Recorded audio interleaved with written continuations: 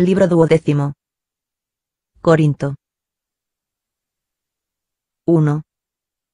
Historia de Corinto desde su fundación. Los parisienses que hoy, al entrar en la calle Rambuteau por el lado de los mercados, observan a su derecha, enfrente de la calle Mondétour, una tienda de cestería, que por enseña tiene un canastillo con forma de Napoleón el Grande, con esta inscripción: Napoleón hecho de mimbres. No sospecharán quizá las escenas terribles que se verificaron en aquel lugar hace 30 años.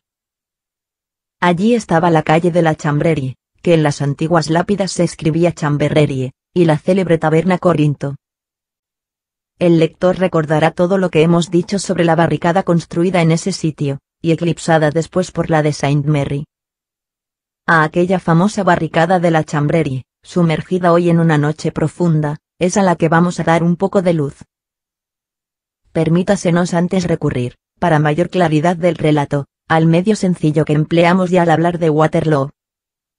Las personas que quieran representarse de una manera bastante exacta las manzanas de casas que se elevaban en esa época cerca de la punta Saint-Eustache, en el ángulo nordeste de los mercados de París, donde se halla hoy la embocadura de la calle Rambuteau, no tienen más que figurarse, tocando a la calle Saint-Denis por el vértice y a los mercados por la base, una N, cuyos dos palos serían la calle de la Grande Truanderie y la calle de la Chambrerie, y cuya unión transversal sería la calle de la Petite Truanderie. La vieja calle Mondétour cortaba los tres trazos, formando los ángulos más tortuosos. El entrecruzamiento laberíntico de estas cuatro calles formaba, en un espacio de 100 esas cuadradas, entre los mercados y la calle Saint-Denis, por una parte, y la calle Cygne y la calle Precheurs por otra, 7 manzanas de casas caprichosamente cortadas, de distinta magnitud, colocadas al sesgo, como al azar, y apenas separadas, como los trozos de piedra de una cantera, por estrechas hendiduras. Decimos estrechas hendiduras, y no podemos dar una idea más justa de aquellas callejuelas oscuras, apretadas, angulosas, flanqueadas de caserones de 8 pisos. Estos caserones estaban tan decrépitos que en las calles de la Chambrerie y de la Petite Truanderie las fachadas se apuntalaban con vigas que iban de una casa a otra. La calle era estrecha, y el arroyo ancho, de modo que el transeúnte andaba siempre sobre un suelo mojado, costeando tiendas semejantes a cuevas, gruesos guardacantones rodeados de un círculo de hierro, montones gigantescos de basuras, puertas armadas de enormes verjas seculares. La calle Rambuteau devastó todo esto. Este nombre, Mondétour, pinta a maravilla las sinuosidades de aquellas calles.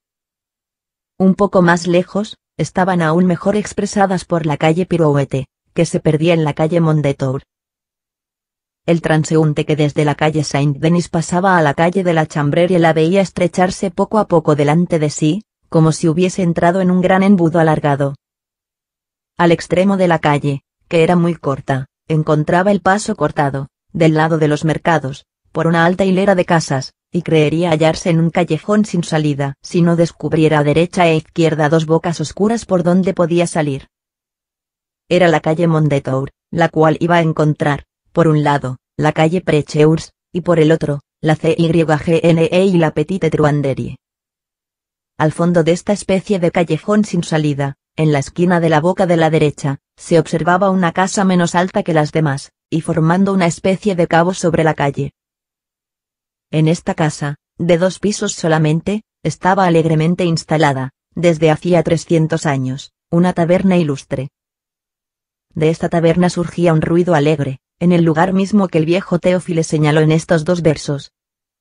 Allí se mece el esqueleto horrible de un pobre amante que se ahorcó. El sitio era bueno, y los taberneros se sucedían de padres a hijos. En tiempos de Maturin Regnier, la taberna se llamaba Pot aux Roses, y como los jeroglíficos estaban de moda, tenía por muestra un poste pintado de color rosa. En el último siglo, el digno Natoire, uno de los maestros caprichosos despreciados hoy por la escuela rígida, que se había achispado varias veces en esta taberna, en la misma mesa en que se había también embriagado Regnier, había pintado en señal de agradecimiento un racimo de uvas de Corinto sobre el poste rosa. El tabernero, lleno de alegría, había cambiado su enseña, y había hecho pintar en letras doradas, debajo del racimo de uvas, estas palabras: a las uvas de Corinto. de ahí el nombre de la taberna. Nada es más propio de los borrachos como las elipsis. La elipsis es el zigzag de las frases. Corinto había destronado poco a poco a Potaox Roses. El último tabernero de la dinastía, Ucheloup, ignorante de la tradición, había hecho pintar el poste de azul. Una sala en la planta baja, donde estaba el mostrador. Otra sala en el primer piso, donde estaba el billar. Una escalera de madera en espiral que atravesaba el techo, vino en las mesas, humo en las paredes, velas en pleno día, esto era la taberna. En la sala baja había una escalera de trampa, que bajaba a la bodega. En el segundo piso estaba la vivienda de los Ucheloup. Se subía a ella por una escalera, o más bien escala, y tenía por toda entrada una puerta oculta en la sala grande del primer piso. Debajo del tejado había 2 graneros abuhardillados, que eran los nidos de las criadas. La cocina dividía la planta baja con la sala del mostrador. Ucheloup había nacido quizá químico. El hecho es que era cocinero, en su taberna no solo se bebía, se comía también. Ucheloup había inventado una cosa excelente, que solo se comía en su casa, y eran las carpas rellenas, que él llamaba carpes au gras. Se comían a la luz de una vela de sebo, o de un quinqué de tiempos de Luis XVI, en unas mesas que tenían, a guisa de mantel, un hule clavado. Desde muy lejos acudían allí. Ucheloup, una mañana, había creído conveniente advertir a los transeúntes de su especialidad. Había mojado un pincel en un bote de pintura negra, y como tenía una ortografía propia, igual que una cocina propia, había improvisado sobre la pared esta notable inscripción: Carpes au gras. Un invierno, la lluvia y los chaparrones habían tenido el capricho de borrar la S de la primera palabra y la G de la segunda y había quedado esto: Carpe au ras. Con la colaboración del tiempo y la lluvia, un humilde anuncio gastronómico se había convertido en un consejo profundo. De tal modo, Ucheloup se había encontrado que, no sabiendo francés, sabía latín. Que había hecho salir de la cocina la filosofía, y que, queriendo simplemente eclipsar a Careme, había igualado a Horacio. Y lo más notable era que también esto quería decir: entrad en mi taberna. Nada de todo esto existe hoy. El Dédalomon de Tours fue despanzurrado en 1847, y probablemente no existe ya en este momento. La calle de la Chambrera y Corinto han desaparecido bajo el empedrado de la calle Rambuteau. Como hemos dicho, Corinto era uno de los lugares de reunión, ya que no el cuartel general, de Courfeyrac y sus amigos. Fue Grantaire el que había descubierto Corinto. Había entrado en la taberna a causa del carpe horas y había regresado debido a las carpes au gras. Allí se bebía, se comía, se gritaba, se pagaba poco, se pagaba mal, o no se pagaba, y siempre se encontraba buen recibimiento. Ucheloup era un buen hombre. Ucheloup, un buen hombre, como acabamos de decir, era una figura con bigotes, variedad divertida. Parecía siempre aspecto de malhumorado, parecía querer intimidar a sus parroquianos, refunfuñaba a los que entraban en su casa, y tenía el aspecto más indicado para buscar camorra con ellos que para servirles la sopa. Y sin embargo, repetimos, todos eran bien recibidos. Su singularidad había acreditado su establecimiento, y acudían a él los jóvenes, diciendo: ven, vamos a oír gruñir a Ucheloup. Había sido maestro de armas. Se reía a carcajadas y de repente tenía voz gruesa. Era un buen diablo. Tenía un fondo cómico y apariencia trágica. No quería más que causar miedo, como esas cajas de rapé que tienen la forma de una pistola. La detonación es el estornudo. Su mujer era un ser barbudo y muy feo. Hacia 1830, murió Ucheloup. Con él desapareció el secreto de las carpes au gras. Su viuda, poco consolable, continuó con la taberna. Pero la cocina degeneró y llegó a ser execrable. El vino, que siempre había sido malo, llegó a ser pésimo. Courfeyrac y sus amigos continuaron, no obstante, yendo a Corinto, por piedad, como decía Bossuet. La viuda de Ucheloup era una mujer colorada y deforme, con recuerdos campestres, cuya única gracia consistía en la pronunciación de las palabras con que los evocaba. tenía un modo de decir las cosas que sazonaba a sus reminiscencias primaverales y de aldea. Decía que, en otro tiempo, había sido su gran placer oír cantar al ruiseñor en la selva. La sala del primer piso donde estaba el comedor era una pieza grande y larga, llena de taburetes, de escabeles, de sillas, de bancos y de mesas, y con un viejo billar cojo. Se llegaba a él por la escalera de caracol que daba al ángulo de la sala, por un agujero cuadrado, semejante a la escotilla de un navío. Aquella sala, iluminada por una única ventana estrecha y un solo quinqué encendido, parecía una buhardilla.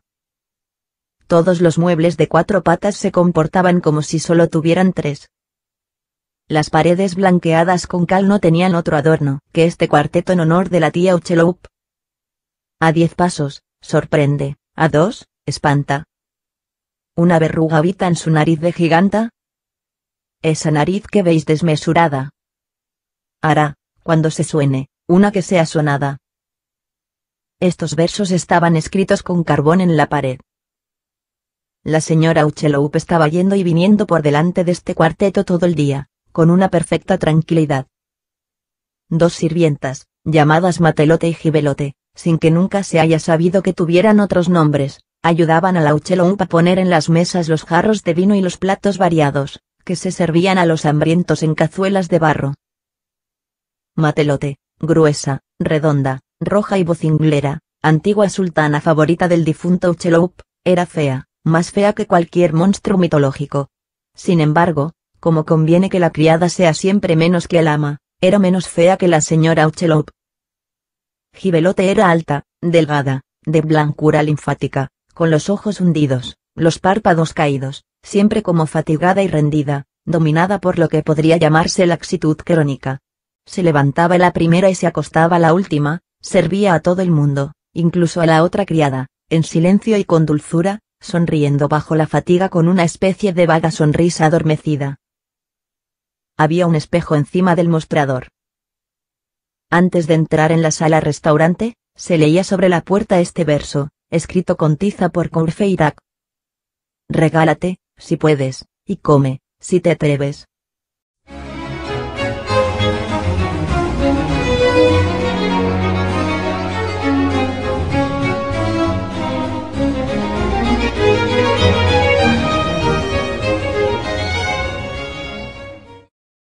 Libro 12.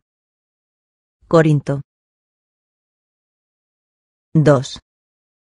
Alegría previa. La Igle de Meaux, como se sabe, vivía más en casa de Holly que en otra parte. Tenía una casa como el pájaro tiene una rama. Los 2 amigos vivían juntos, comían juntos y dormían juntos. Todo les era común, incluso musicheta. Eran lo que los novicios llaman un bini. La mañana del 5 de junio se fueron a almorzar a Corinto. Holly, constipado, tenía una fuerte coriza, de la cual empezaba a participar la Igle. La levita de la Igle estaba raída, pero Holly iba bien vestido. Eran cerca de las 9 de la mañana cuando abrieron la puerta de Corinto. Subieron al primer piso. Matelote y Gibelote los recibieron. «Ostras, queso y jamón», dijo la Igle. Y se sentaron a una mesa. La taberna estaba vacía. Estaban solos. Gibelote, al reconocer a Holly y la Igle, puso una botella de vino sobre la mesa. Cuando estaban aún comiendo las primeras ostras, apareció una cabeza en la escotilla de la escalera, y una voz dijo: «Pasaba, y desde la calle sentí un delicioso olor a queso de brie, y he subido». Era Grantaire. Grantaire cogió un taburete y se sentó a la mesa. Gibelote, al ver a Grantaire, puso 2 botellas de vino sobre la mesa. De modo que ya eran 3. «¿Vas a beberte estas 2 botellas?», preguntó la Igle a Grantaire. Este respondió: «Todos son ingeniosos, tú solo eres ingenuo. 2 botellas no han asustado nunca a un hombre». Los demás habían comenzado a comer. Grantaire empezó por beber. Se tragó enseguida media botella. «¿Tienes un agujero en el estómago?», dijo la Igle. Tú tienes uno en el codo, respondió Grantaire. Y tras haber vaciado su vaso, añadió: Ah. La igle, el de las oraciones fúnebres, tu levita está muy vieja. Lo creo, respondió la igle. Esto hace que hagamos buenas migas mi levita y yo. Ella ha tomado la forma de todos mis pliegues, y no me incomoda nada. Se ha amoldado a mis deformidades, y se presta complaciente a todos mis movimientos. No la siento sino porque me briga. Las levitas viejas son lo mismo que los viejos amigos. Es verdad, exclamó Holly entrando en el diálogo. Sobre todo, dijo Grantaire, en la boca de un hombre constipado. Grantaire, preguntó la igle. ¿Vienes del boulevard? No. Holly y yo acabamos de ver pasar la cabeza del cortejo. Es un espectáculo maravilloso, dijo Holly. Qué tranquila está esta calle, exclamó la igle. ¿Quién sospecharía aquí que París está tan agitado? ¿Cómo se conoce que antiguamente todo esto eran conventos? Dubreul y Sauval, y el abate Lebeuf, tienen la lista de los que había. Los había en todos los alrededores. Aquí hormigueaban calzados, descalzos, tonsurados, barbudos, grises, negros, blancos, franciscanos, mínimos, capuchinos, carmelitas, agustinos, viejos agustinos. Pululaban. No hablemos de monjes, interrumpió Grantaire. Me entran ganas de rascarme. Luego exclamó: Uf. Acabo de tragarme una ostra mala. Ya me acomete de nuevo la hipocondría. Las ostras están podridas y las criadas son feas. Odio a la especie humana. He pasado hace poco por la calle Richelieu, por delante de la gran librería pública. Aquel montón de balbas de ostras que se llama una biblioteca me quita las ganas de pensar. ¿Cuánto papel? ¿Cuánta tinta? ¿Cuántos garabatos? ¿Todo eso se ha escrito? ¿Quién ha sido el necio que ha dicho que el hombre es un bípedo sin plumas?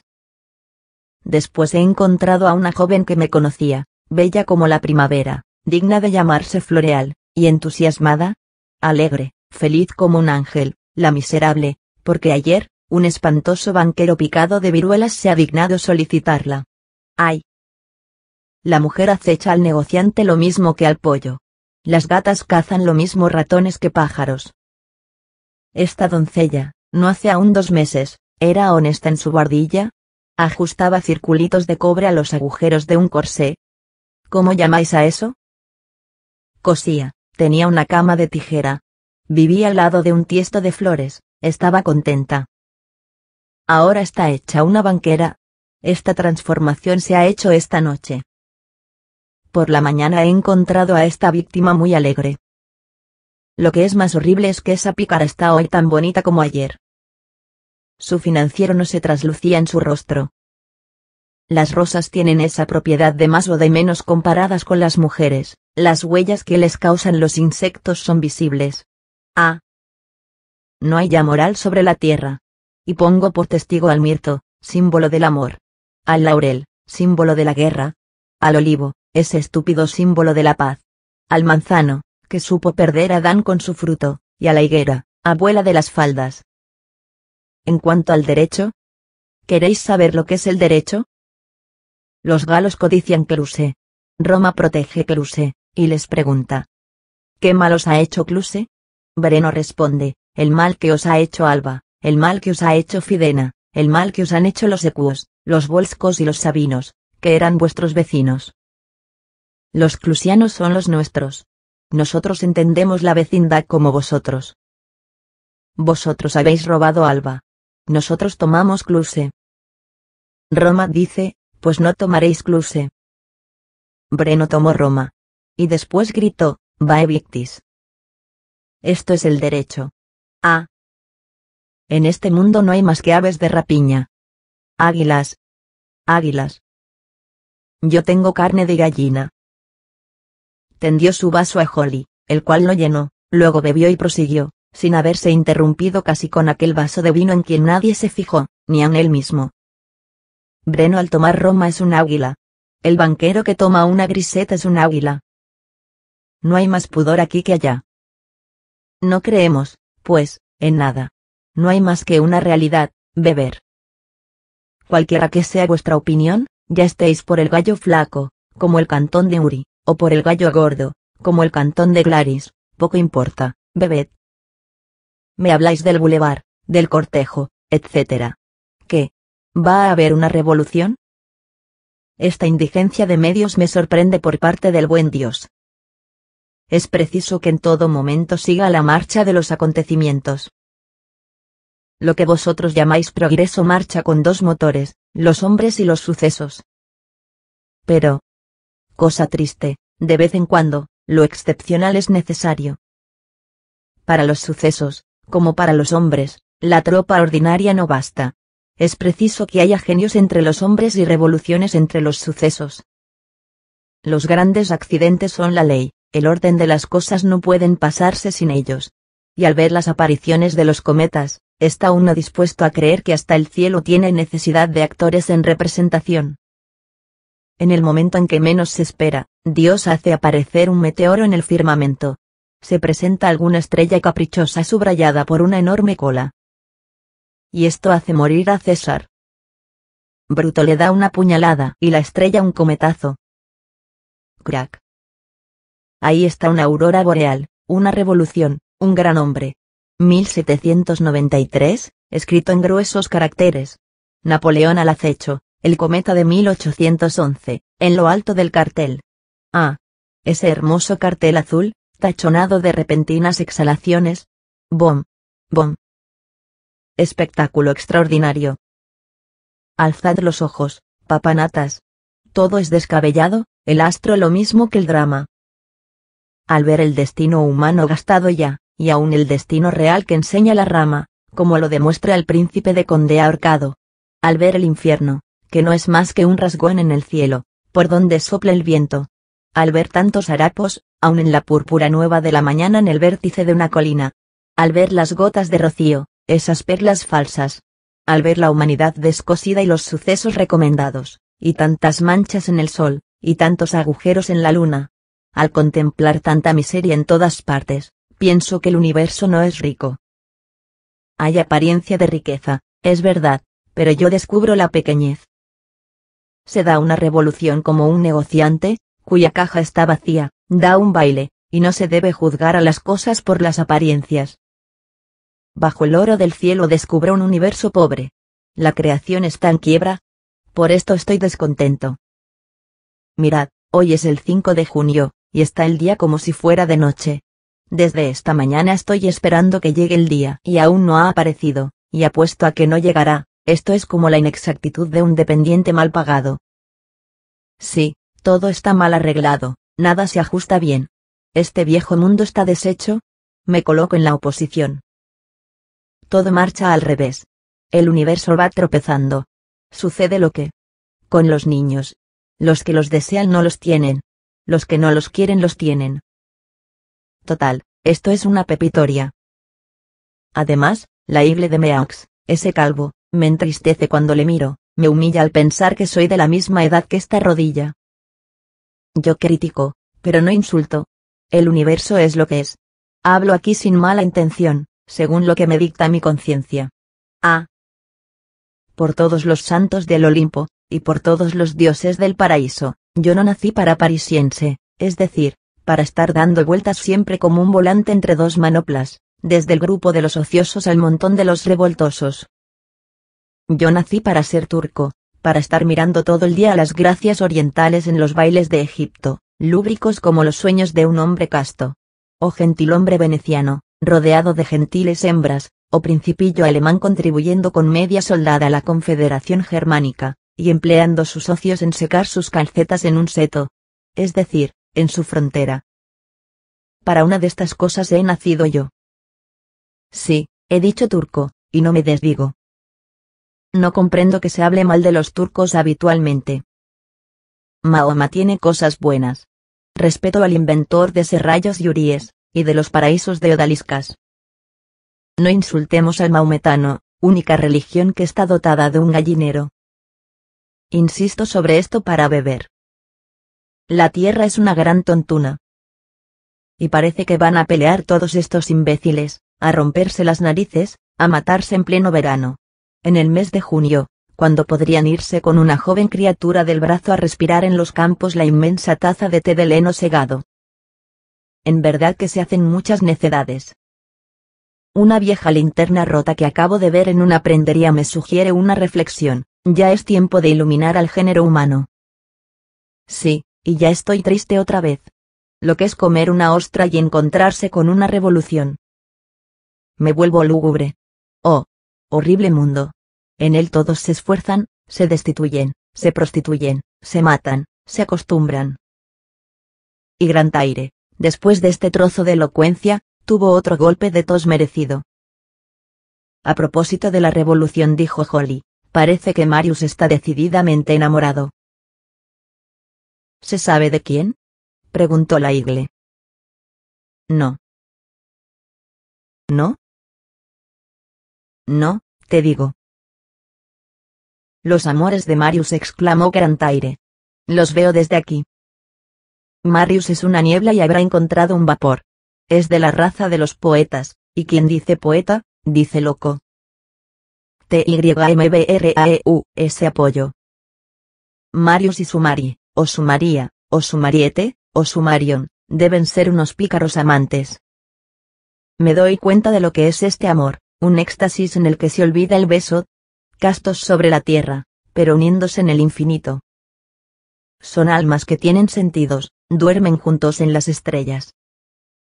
Grantaire empezaba su segunda botella, y tal vez su segunda arenga, cuando se presentó un nuevo ser en la escotilla de la escalera. Era un muchacho de menos de 10 años, harapiento, muy pequeño, amarillo, boca grande, ojos vivos, enormemente melenudo, mojado por la lluvia, con aire alegre.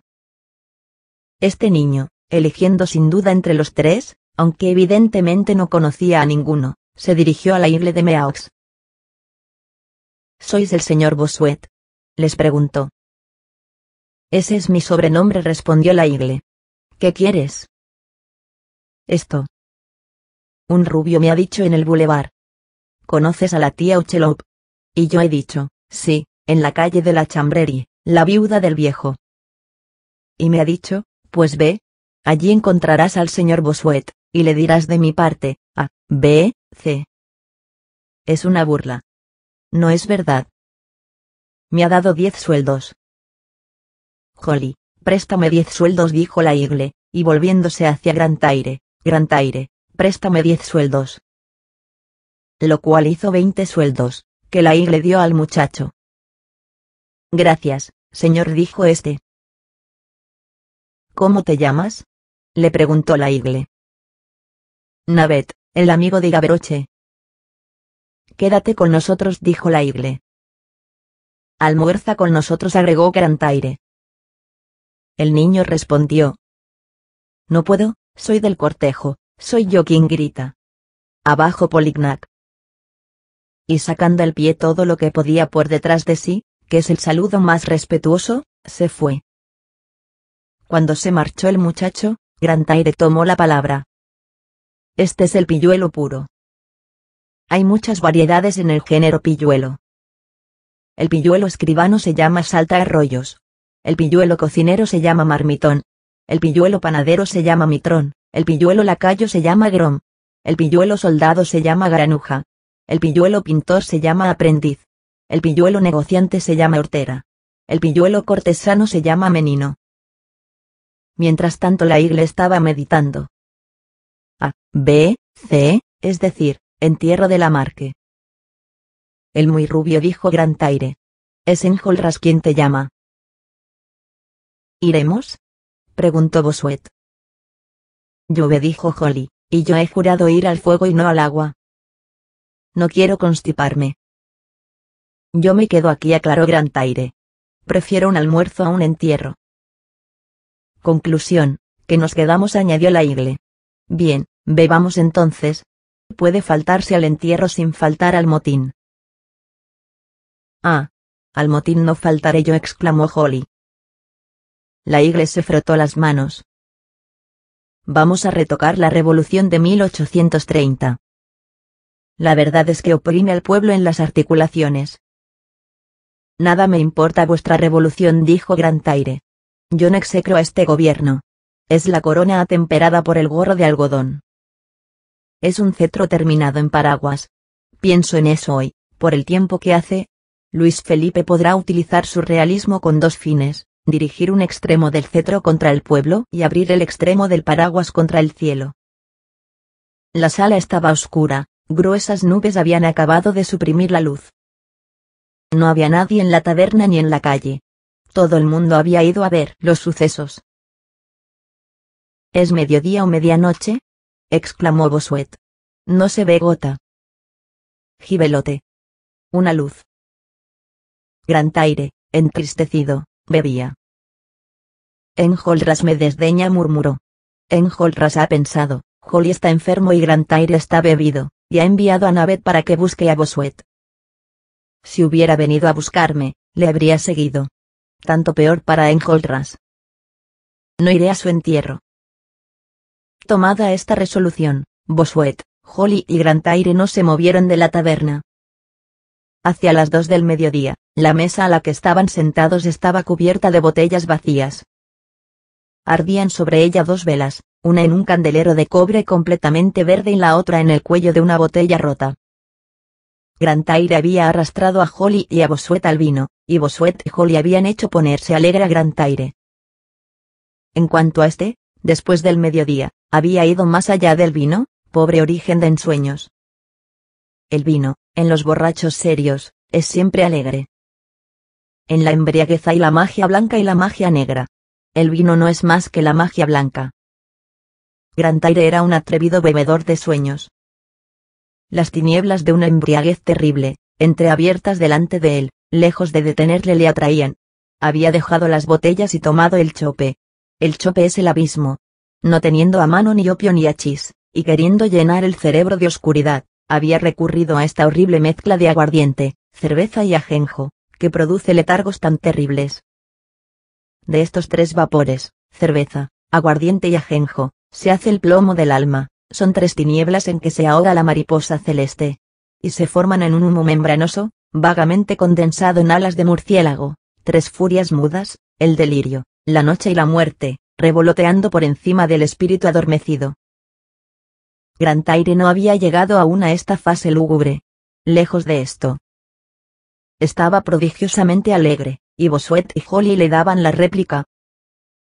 Todos brindaban.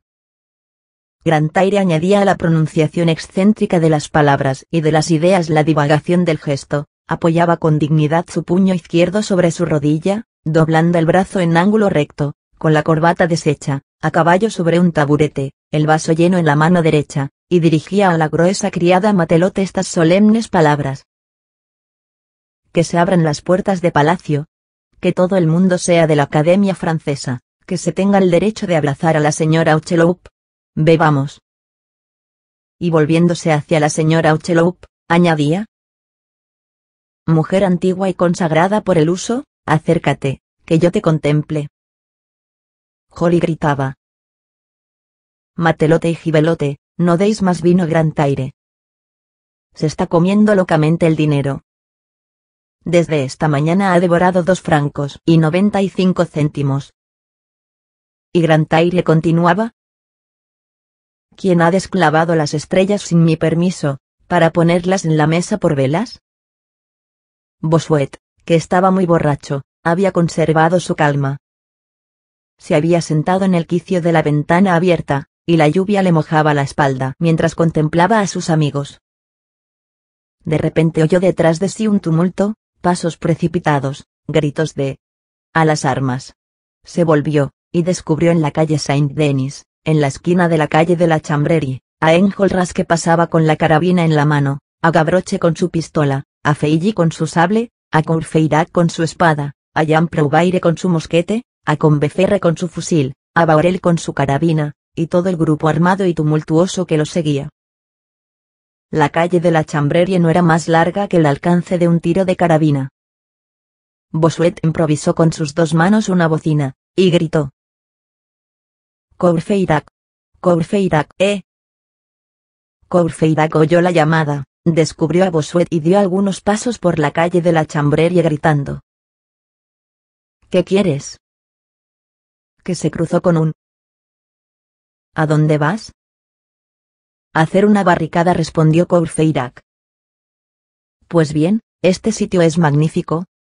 Hazla aquí. Es verdad, Laig, le dijo Courfeyrac. Y a una señal de Courfeyrac, la tropa se precipitó a la calle de la Chambrerie.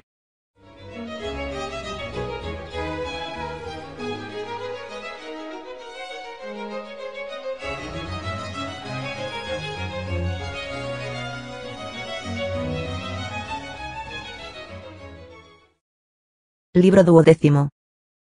Corinto. 3. La noche empieza a dominar a Grantaire.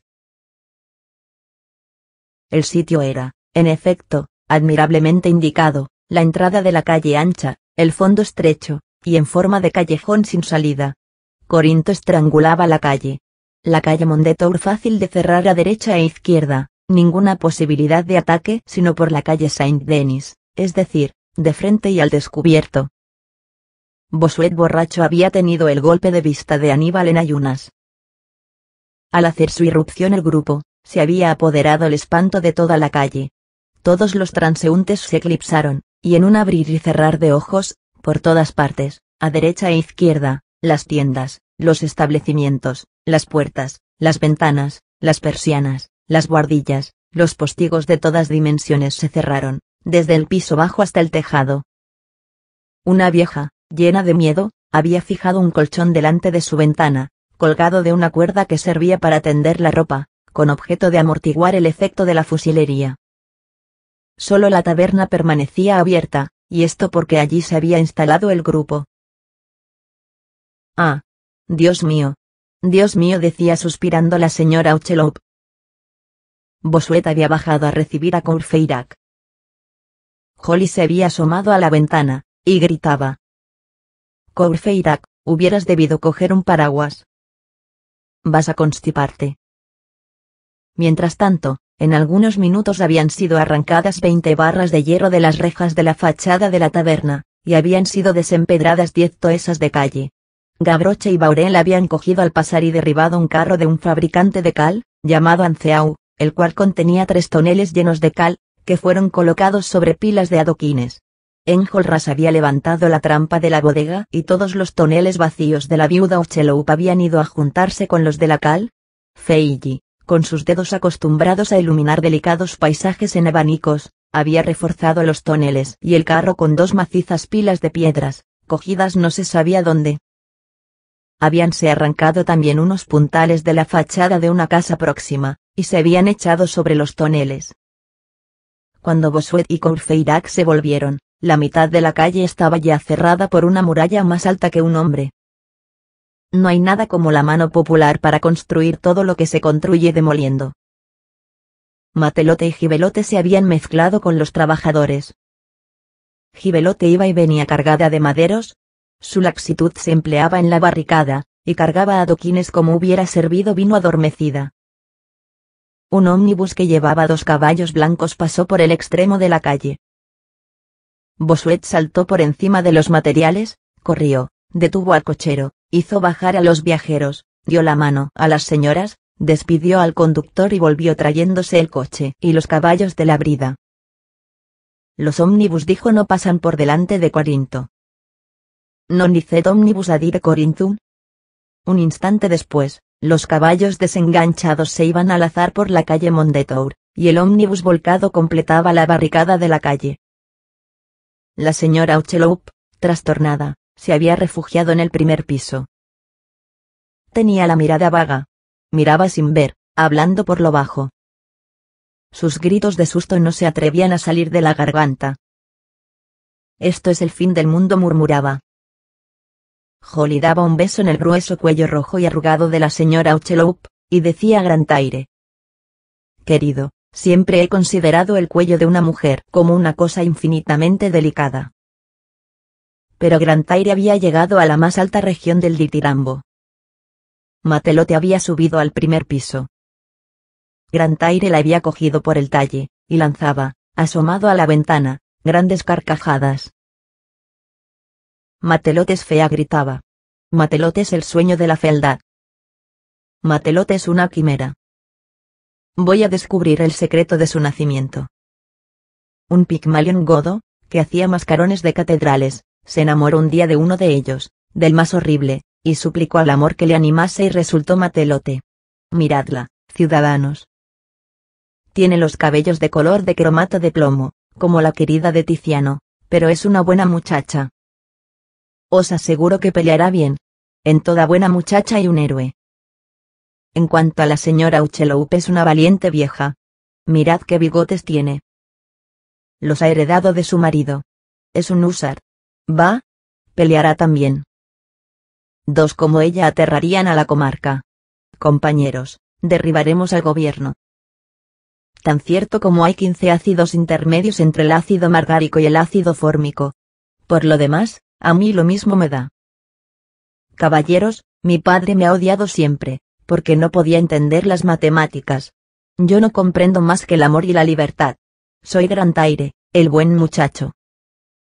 Como nunca he tenido dinero, no tengo el hábito de tenerlo, lo cual quiere decir que nunca me ha hecho falta, pero si hubiera sido rico, no habría habido pobres. Y hubierais visto, oh, si los buenos corazones tuviesen grandes bolsillos, cuánto mejor iría todo, cuánto bien haría yo. Matelote. Abrázame. Eres voluptuosa y tímida. Tienes unas mejillas que solicitan el beso de una hermana y labios que reclaman el beso de un amante. Cállate, Tonel, dijo Courfeyrac. Grantaire respondió. Soy capitular y maestro de juegos florales. Enjolras, que estaba de pie encima de la barricada, con el fusil en la mano, levantó su hermoso y austero rostro. Enjolras, como ya sabemos, tenía algo del espartano y del puritano. Hubiera muerto en las Termópilas, con Leónidas, y hubiera quemado a Drogheda con Cromwell. Grantaire exclamó. Vete a dormir la mona fuera de aquí. Este es el lugar de la embriaguez del entusiasmo, no el de la embriaguez del vino. No deshonres la barricada. Estas palabras irritadas produjeron en Grantaire un efecto singular, como si le hubiesen arrojado un vaso de agua fría al rostro. Pareció que había vuelto en sí. Se sentó, apoyó los codos en la mesa cerca de la ventana, miró a Enjolras con indecible dulzura y le dijo. Déjame dormir aquí. Vete a dormir a otra parte. Pero Grantaire, fijando de nuevo en él sus ojos tiernos y turbados, respondió. Déjame dormir aquí hasta que muera. Enjolras le miró con desprecio, y le dijo. Grantaire, eres incapaz de creer, de pensar, de querer, de vivir y morir. Grantaire replicó con voz grave. Ya verás.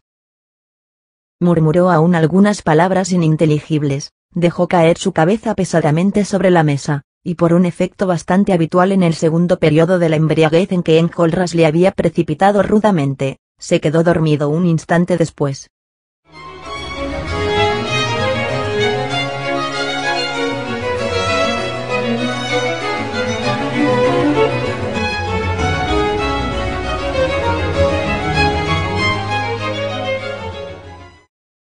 Libro 12.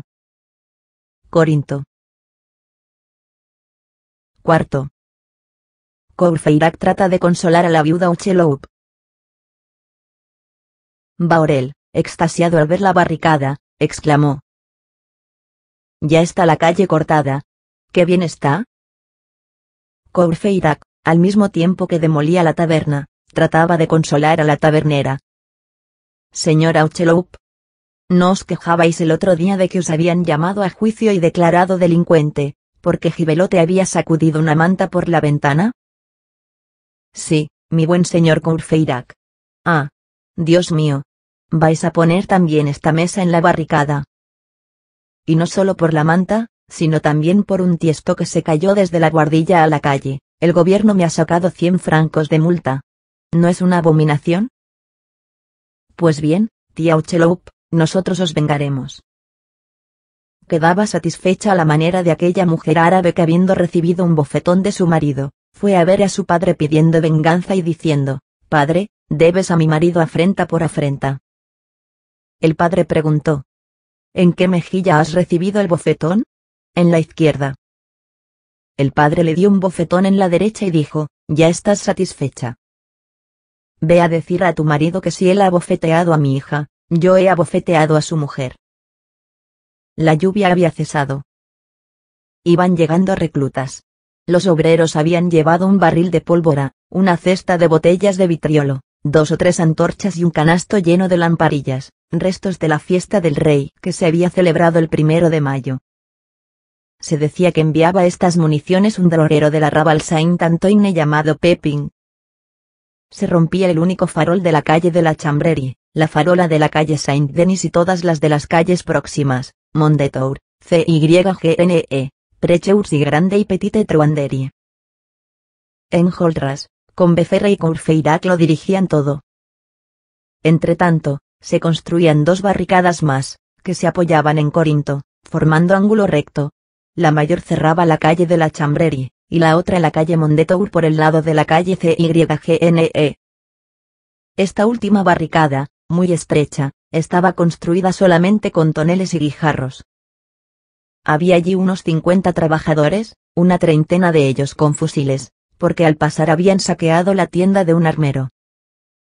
Nada más extraño y abigarrado que aquella tropa. Uno llevaba levita, un sable de caballería y 2 pistolas de arzón. Otro estaba en mangas de camisa, con sombrero redondo y una bolsa de pólvora colgada en un costado. Un tercero estaba cubierto con un peto hecho con 9 hojas de papel y armado con lezna. Había uno que gritaba: «Exterminemos hasta el último, y muramos en la punta de nuestra bayoneta». El que decía esto no tenía bayoneta. Otro mostraba encima de su levita unas correas y una cartuchera de Guardia Nacional con la funda adornada con esta inscripción en lana roja: «Orden público». Portafusiles con el número de las legiones, pocos sombreros, ninguna corbata, muchos brazos desnudos, algunas picas. Todas las edades, todas las fisonomías, jovencillos pálidos, obreros ennegrecidos. Todos se apresuraban, y al mismo tiempo que trabajaban, hablaban de los sucesos posibles, que se recibirían socorros a las 3 de la mañana, que se contaba seguramente con un regimiento, que París se levantaría.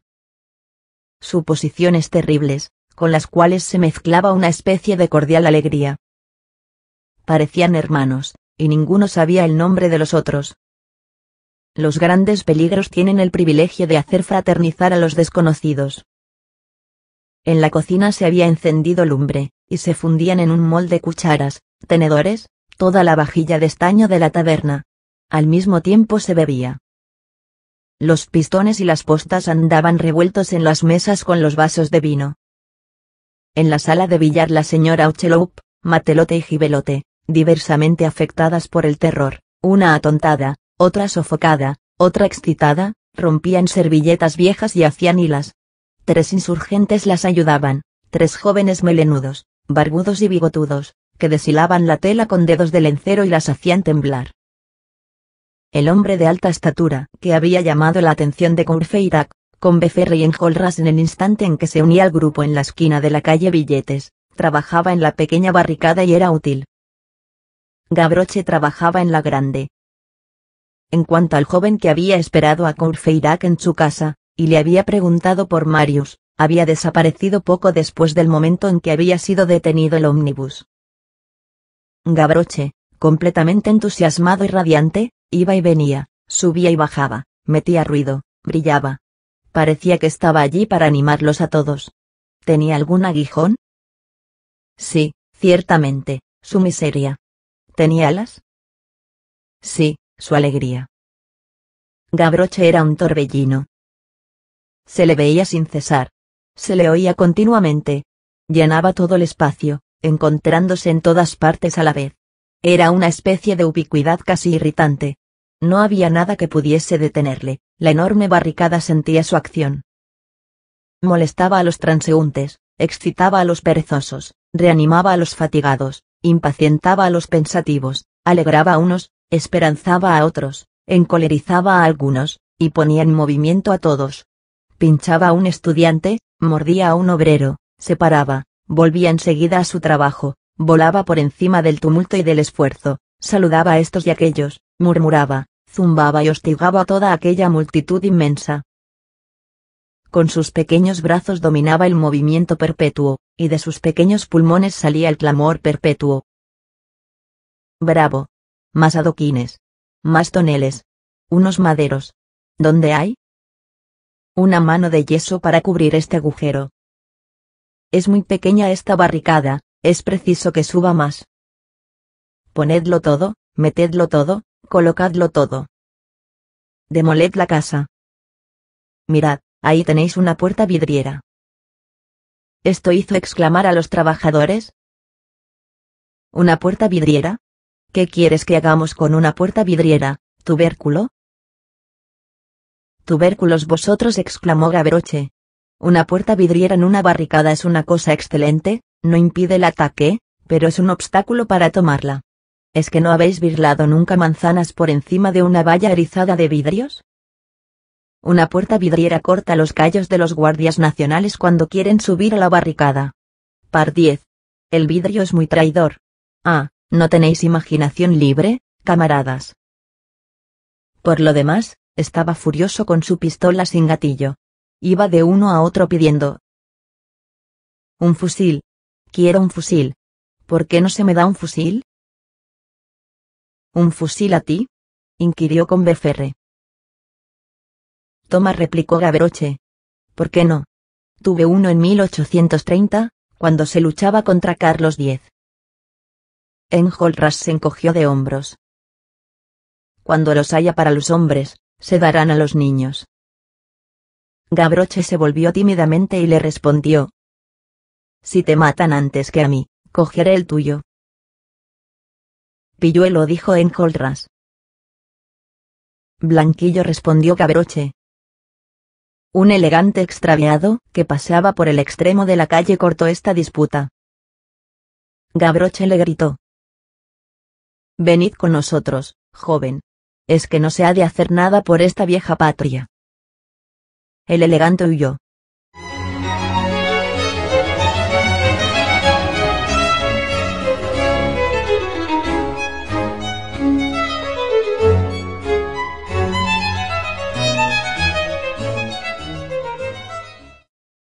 Libro 12.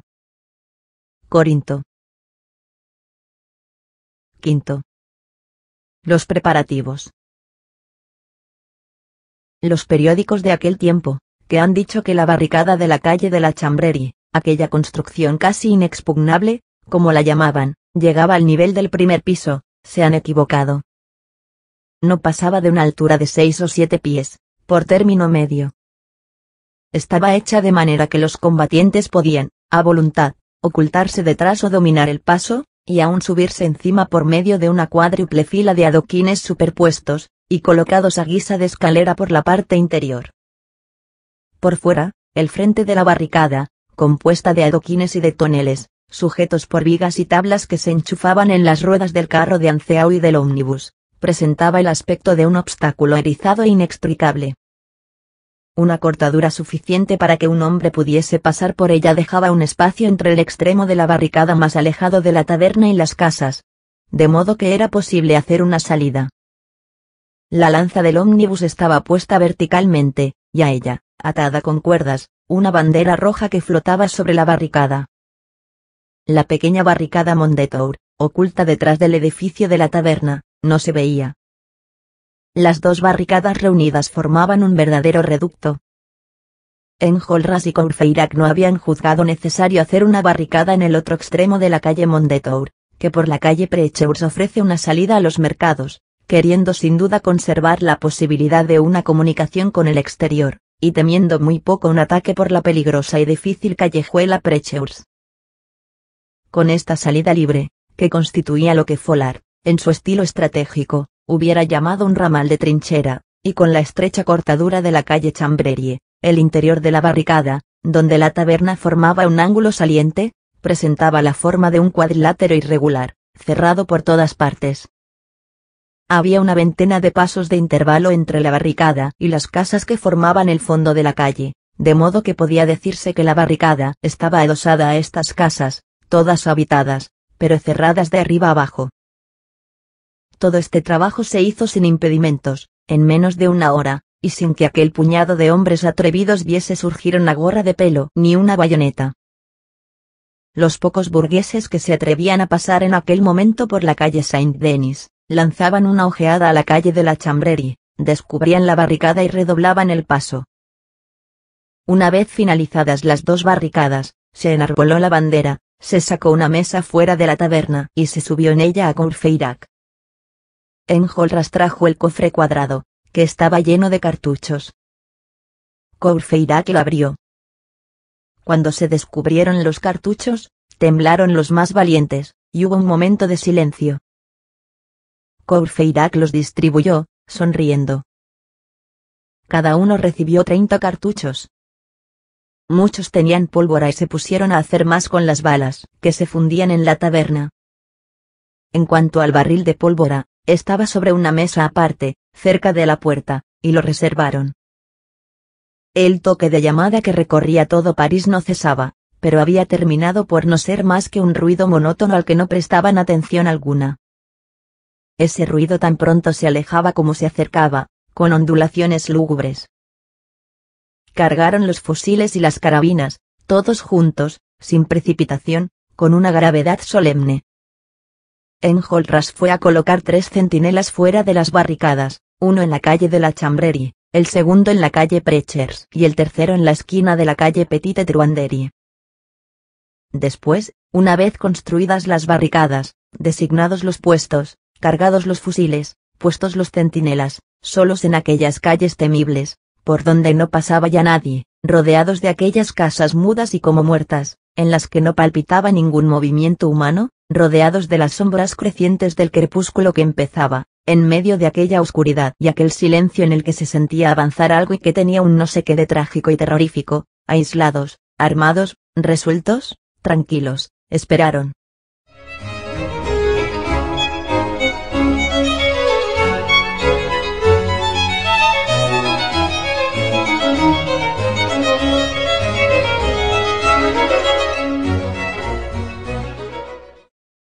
Libro 12. Corinto. 6. La espera. En estas horas de espera, ¿qué hicieron? Es preciso que lo digamos, puesto que pertenece a la historia. Mientras los hombres hacían cartuchos, y las mujeres hilas, mientras una gruesa cacerola, llena de estaño y de plomo fundidos destinados a moldear balas, humeaba sobre un hornillo encendido, mientras los centinelas velaban con el arma en mano, sobre la barricada, mientras Enjolras, a quien nadie podía distraer, estaba atento a los centinelas, Combeferre, Courfeyrac, Jean Prouvaire, Feilly, Bossuet, Joly, Bahorel y algunos otros se reunieron, como en los más apacibles días de sus charlas de escolares, y en un rincón de la taberna, convertido en casamata, a 2 pasos del reducto que habían construido, con las carabinas cebadas, cargadas y apoyadas en el respaldo de la silla, aquellos jóvenes tan cercanos a una hora suprema se pusieron a recitar versos de amor. ¿Qué versos? Los siguientes. ¿Recuerdas aquel tiempo de alegría de nuestra juventud en los albores? Cuando un solo deseo nos movía. ¿El de nuestros amores? Añadidos tus años a mis años. 42 apenas se contaban. Y libres nuestras almas se encontraban. De amargos desengaños. Orgulloso era Foy, Marcel prudente. París santos banquetes celebraba. Y un alfiler en tu corsé saliente. A veces me pinchaba. Al verte hermosa entre las más hermosas. De todos envidiada era mi suerte. Y al pasar por el prado hasta las rosas, se volvían para verte. La hora, el lugar, la evocación de aquellos recuerdos de la juventud, algunas estrellas que empezaban a brillar en el cielo, el reposo fúnebre de aquellas calles desiertas, la inminencia de la aventura inexorable que se preparaba, daban un encanto patético a estos versos, murmurados a media voz en el crepúsculo por Jean Prouvaire, que, según hemos dicho ya, era un tierno poeta. Entretanto, se había encendido una antorcha en la barricada pequeña, y en la grande una de esas hachas que el martes de carnaval se encuentran precediendo a los coches cargados de máscaras que van a la Courtille. Esas antorchas, como hemos dicho, venían de la Raval Saint-Antoine. La antorcha había sido colocada en una jaula de adoquines cerrada por 3 lados para abrigarla del viento, y dispuesta de modo que toda la luz caía sobre la bandera. La calle y la barricada quedaban en la oscuridad, y no se veía más que la bandera roja formidablemente iluminada como por una linterna sorda. Esta luz extendía sobre la escarlata de la bandera un tinte de púrpura terrible.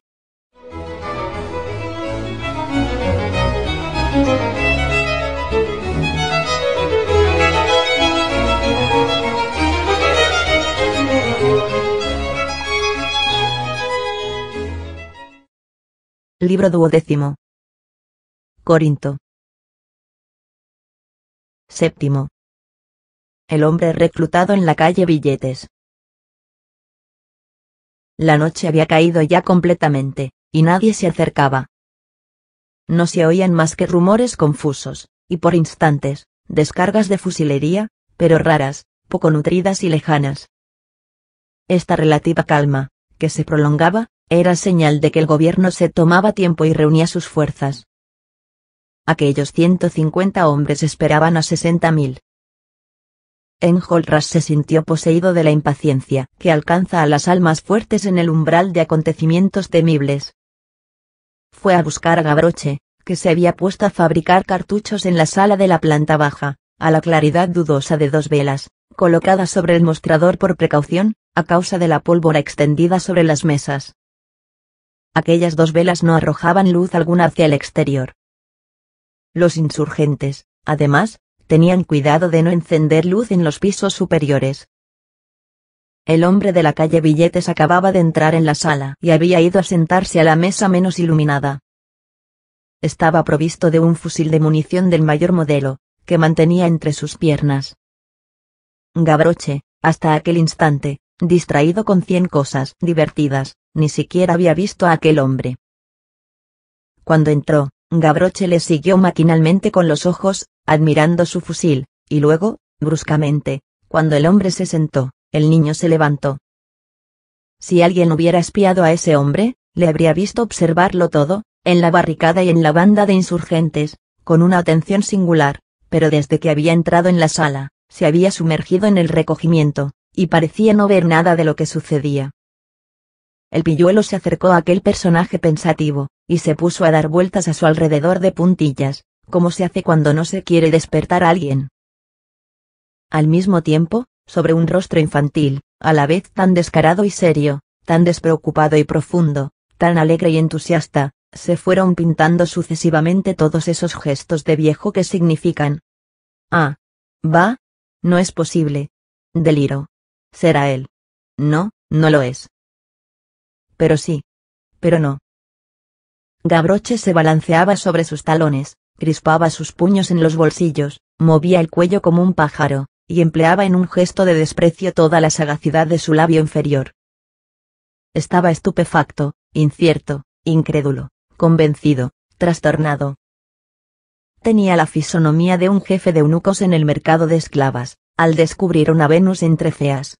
De un aficionado y entendido en pintura examinando una obra de Rafael entre un montón de cuadros viejos. En él trabajaban a un tiempo el instinto que olfatea y la inteligencia que combina. Era evidente que se acercaba un acontecimiento para Gavroche.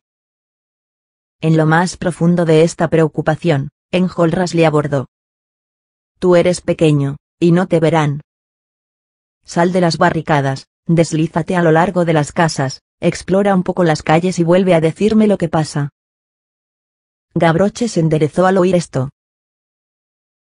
Los pequeños sirven, pues, para algo. Es una felicidad. Ya voy. Mientras tanto, confiad en los pequeños, desconfiad de los grandes.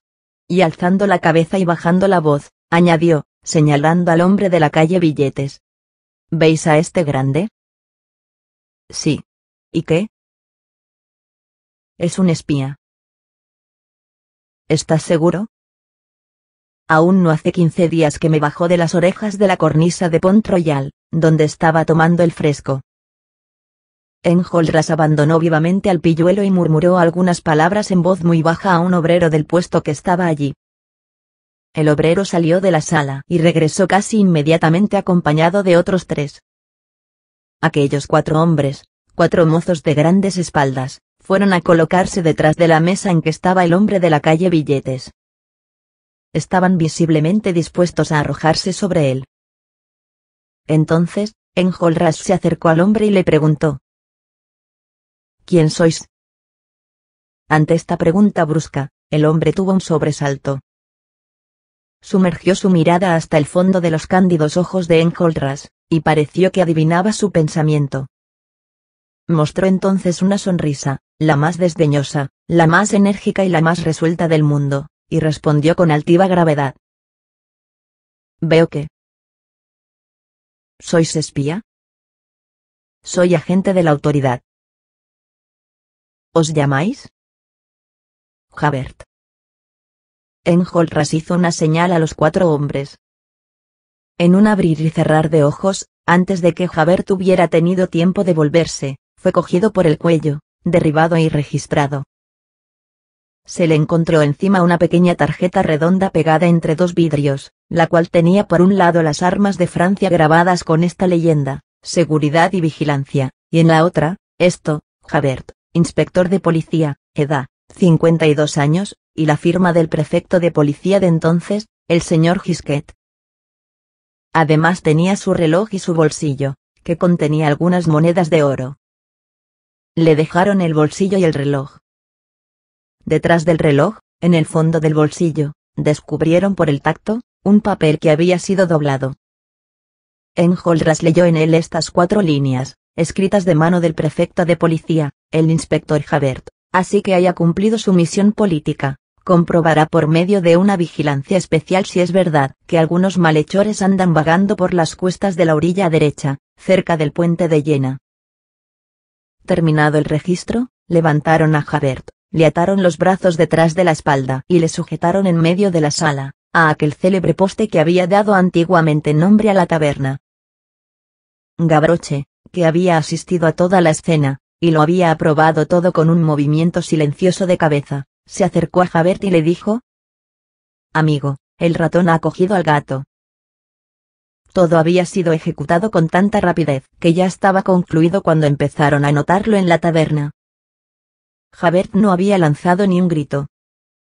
Al ver a Javert sujeto al poste, Courfeyrac, Bossuet, Joly, Combeferre y los hombres dispersos por las 2 barricadas acudieron presurosamente.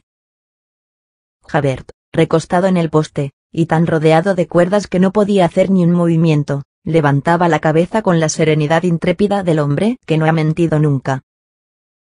Es un espía, dijo Enjolras. Y volviéndose hacia Javert: seréis fusilado 2 minutos antes de que tomen la barricada. Javert replicó con su más imperioso acento: ¿Y por qué no inmediatamente? Economizamos pólvora. Entonces matadme de una puñalada. Espía, dijo Enjolras, somos jueces, no asesinos. Luego llamó a Gavroche. Tú, ve a tu asunto. Haz lo que te he dicho. Voy, dijo Gavroche. Y deteniéndose en el momento de partir, añadió: a propósito, me daréis su fusil. Os dejo al músico y me llevo el clarinete. El pilluelo hizo el saludo militar y atravesó alegremente la abertura de la gran barricada.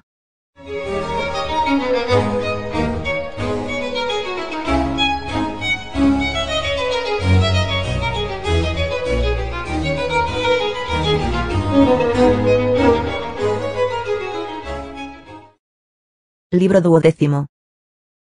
Corinto. Octavo. Varios puntos de interrogación a propósito de un tal Le Cabuc que probablemente no se llamaba Le Cabuc. La pintura trágica que hemos emprendido no sería completa, y el lector no vería en su relieve exacto y real estos grandes minutos del drama social y del desarrollo revolucionario, en que la convulsión se mezcle con la fuerza, si omitiésemos en este bosquejo un incidente lleno de un horror épico y terrible que sobrevino apenas se marchó Gavroche. Los grupos, como es sabido, son bolas de nieve, y aglomeran al rodar un montón de hombres tumultuosos, que no se preguntan de dónde vienen. Entre los transeúntes que se habían unido al grupo dirigido por Enjolras, con Becerra y Courfeyrac, había uno que llevaba una chaqueta de esportillero bastante usada, que gesticulaba y vociferaba y tenía el aspecto de una especie de ebrio salvaje. Aquel hombre, llamado o apodado Le Cabuc, y desconocido completamente por aquellos que pretendían conocerle, muy entusiasta o aparentando serlo, se había sentado junto a algunos otros a una mesa que habían sacado fuera de la taberna. Este Cabuc, mientras hacía beber a sus compañeros de conversación, parecía contemplar pensativamente la casa grande del fondo de la barricada, cuyos 5 pisos dominaban toda la calle, y daban frente a la de Saint-Denis. De repente exclamó: «Compañeros, mirad, desde esa casa es desde donde debemos tirar. Puestos en las ventanas. Ni el diablo entra en la calle». «Sí, pero la casa está cerrada», dijo uno de los bebedores. «Llamemos». «No abrirán». «Echemos abajo la puerta». Le Cabuc corrió a la puerta, que tenía un llamador muy pesado, y llamó. Pero la puerta no se abrió. Llamó una segunda vez, y nadie respondió. Dio un tercer golpe, el mismo silencio. «¿Hay alguien aquí?», exclamó Le Cabuc. Nadie respondió. Entonces cogió un fusil y empezó a dar culatazos en la puerta. Era una puerta vieja, pequeña, cintrada, baja, estrecha, sólida, toda de madera de encina, forrada en el interior con una plancha de palastro y una armadura de hierro, una verdadera poterna de una fortaleza. Los golpes de culata hacían temblar la casa, pero no movían la puerta. Sin embargo, es probable que los vecinos se hubieran conmovido, pues por fin se vio iluminarse y abrirse una pequeña ventanuca cuadrada en el tercer piso, y aparecer en ella una vela, y la cara pálida y atemorizada de un hombre de cabellos grises que era el portero. El hombre que llamaba se interrumpió. «Señores», preguntó el portero. «¿Qué deseáis?». «Abre», dijo Le Cabuc. «Señores, eso no es posible». «Abre enseguida». «Es imposible, señores». Le Cabuc tomó su fusil y apuntó al portero. Pero estaba debajo y era de noche, y el portero no le vio. «¿Quieres abrir, sí o no?». «No, señores». «¿Dices que no?». «Digo que no, buenos». El portero no terminó la frase. Salió el tiro. La bala le entró por debajo de la barbilla y le salió por la nuca, después de haberle atravesado la yugular. El pobre hombre cayó sin dar ni un suspiro. La vela cayó al suelo y se apagó, y no se vio más que una cabeza inmóvil recostada en el dintel del ventanuco, y un poco de humo blanquecino que subía hacia el tejado. «Ya está», dijo Le Cabuc, dejando caer sobre el empedrado la culata de su fusil.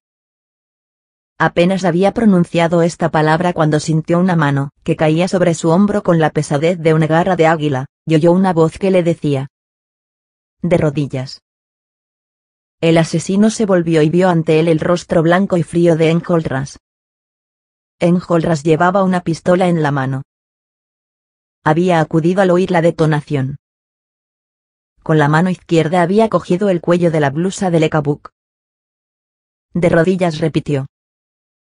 Y con un movimiento enérgico, el delicado joven de 25 años dobló como una caña al ganapán robusto y lo arrodilló en el lodo.